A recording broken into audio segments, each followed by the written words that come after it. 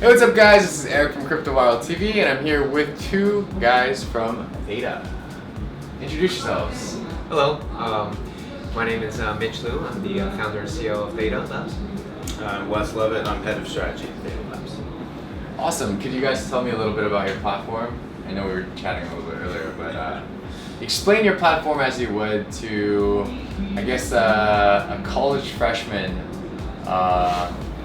sober college freshman, that has read like one or two articles about blockchain. Okay, I'll take a stab at it and Wes can fill it in. So Theta is a video delivery, decentralized video delivery network. So think of it as the sharing economy. With Uber, you're sharing your car. With Airbnb, you're sharing your apartment, your housing.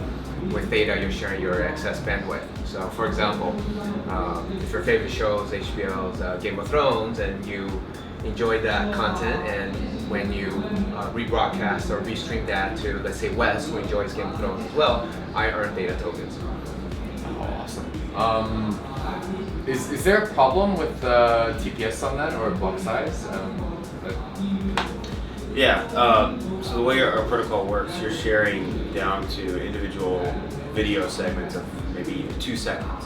So you can imagine with lots of concurrent users, say tens of thousands or hundreds of thousands, that adds up pretty quickly, well beyond the TPS of Theta's native blockchain or any blockchain for that matter. So the most critical part of how we get around that is using a layer 2 solution like the Lightning Network or Plasma. Easy way to explain that is Mitch and I are sharing that Game of Thrones in his example. We aren't putting a transaction on the blockchain for every 2 seconds of that Game of Thrones episode. Yeah, there will be one transaction to initiate a state channel at the beginning of the show. We'll trade microtransactions back and forth over the course of that, and then at the end, when we close that peer-to-peer connection, there will be a transaction batching all of those, netting those out and placing that on the blockchain. So greatly reduces the necessary number of transactions. I'm not sure if I was a sober college student, I would have understood that, but there are probably a lot smarter people out there than me. But okay, so what if I were to pause the video? Would that register on the? I mean, if you said that if the peer-to-peer connection ended, how is that defined? I guess in context. Yeah, we're simplifying it a little bit, but it basically is just as long as you are peered together, then it wouldn't necessarily, because you pause the video, mean the connection is broken. You're still in a peer group on the Theta network. Okay. Yeah. Awesome. Can I ask what blockchain you guys are based on? Your platform? Sure. Yeah. So so first of all, we're on a proof of stake model. Yes. Right? Supposed to proof of work. Currently, we're building on top of the Tendermint protocol. Awesome. What are some problems that you guys see within the short future? Like short-term problems, I wouldn't say problems, but short-term goals. I guess obviously every project, if ever someone develops software without a bug, then there's a problem with it because everything is supposed to have a bug. What would you say have been recent problems and fixes that you guys and solutions to Sure. Yeah, that's a good question. So, I think for us, one of the big challenges is end user experience. So we've been working with Samsung VR, who's one of our sort of launch partners, if you will, as part of our testnet, and we're developing towards a test channel with them. In the media entertainment space, the question is how do you get real world adoption? How do you make sure that users who are in fact, watching the VR 360 content of Samsung VR are doing it in such a way, and the solution built on top of Theta, but they are abstracted from it, so they don't necessarily have to know they have a digital wallet that you have to, or fund it, or be able to transfer that out, or be able to use that on the platform by going through these 10 steps, right? So a lot of our focus is, from a software standpoint, is really making it easy for someone like a partner like a Samsung VR to integrate our technology, and second, for their consumers, their users to be able to adopt it and to be able to use it readily, right? So for example, in our space, peer-to-peer technology has been around for a while. There's BitTorrent, there was many models like that in the last 10 years. It didn't really work partially because a lot of them required you to download a piece of software on your computer, right, on your device.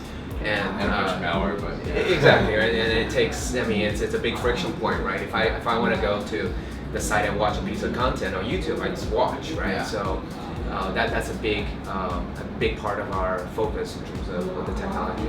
On the front end, if you will. Of course, on the back end, there's a number of challenges, including some of the scalability issues that we're working on. Wow, it seems like you guys really know what. I feel like, how do I word this?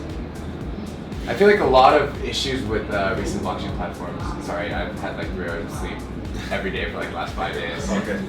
Blockchain week's been hell. But anyway, I'll edit that out later. A lot of projects that we end up speaking to, the real world application obviously isn't clear. The use cases aren't clear, and they try to hide most of their problems. But you guys are very thorough output in terms of what you guys see as scaling issues, and you guys definitely seem like you guys have a very good real world application in terms of an actual use case and a necessary use case for blockchain.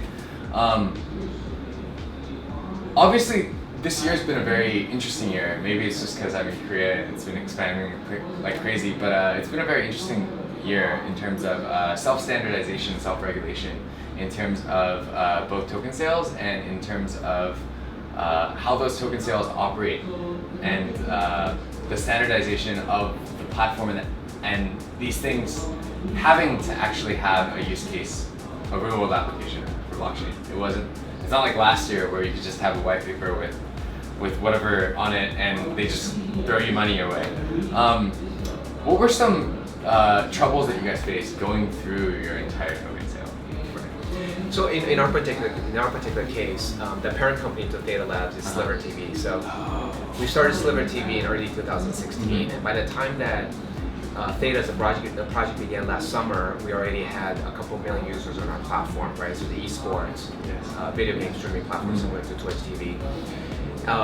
And before we even started the token, the private token sale, so we never did an ICO, we did a private token sale. The Theta token was already live on the Sliver platform, and it was already being used by approximately about 1 million users at that point back in December of last year. So the utility was already in place. We already had thousands of our end users using it as a method of donation to donate and to support their favorite streamers.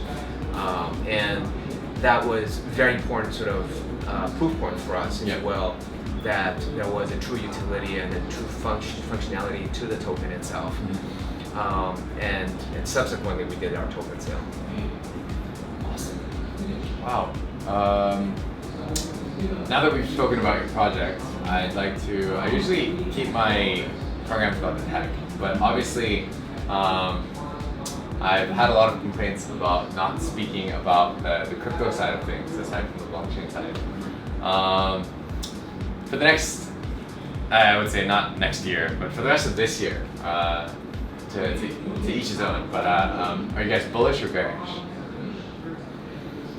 I'm bullish. I mean, I always am, so that's not really telling you anything about the next 6 months. You're always the yes man? Yes, yeah. But I really do think the last 6 months were a boon to the industry, and that it weeded out a lot of the people that were here for the wrong reasons. And the right metrics are increasing, much more so than the negative ones. I mean, even just anecdotal things like, so I last year finished an MBA over at Berkeley, and blockchain at Berkeley is a huge student group, to the point it's grown to thousands of students apply for it each year, and they're feeding hundreds of engineers into the blockchain industry every year just from one institution.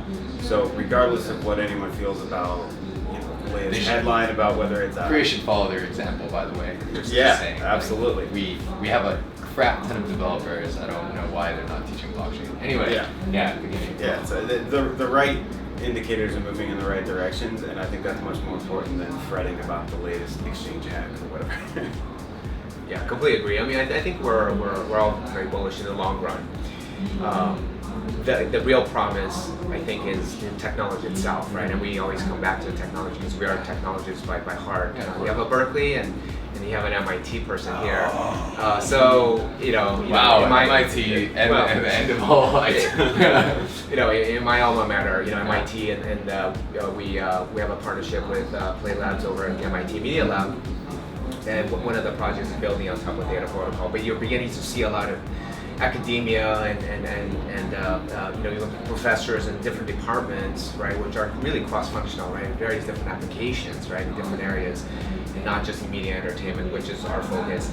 And that's becoming a lot more prevalent, and that's I think a really important building block for sort of the long term. And I think a lot of the projects will sort of work themselves out, right, in the long run. Wow. Well, there you guys have it. Thank you so much for the interview. I actually have a few questions for you guys afterwards, but that's for later. If you guys don't mind, at the count of three, we're going to look at this camera and say 감사합니다. It means thank you.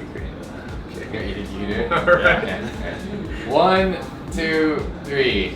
감사합니다.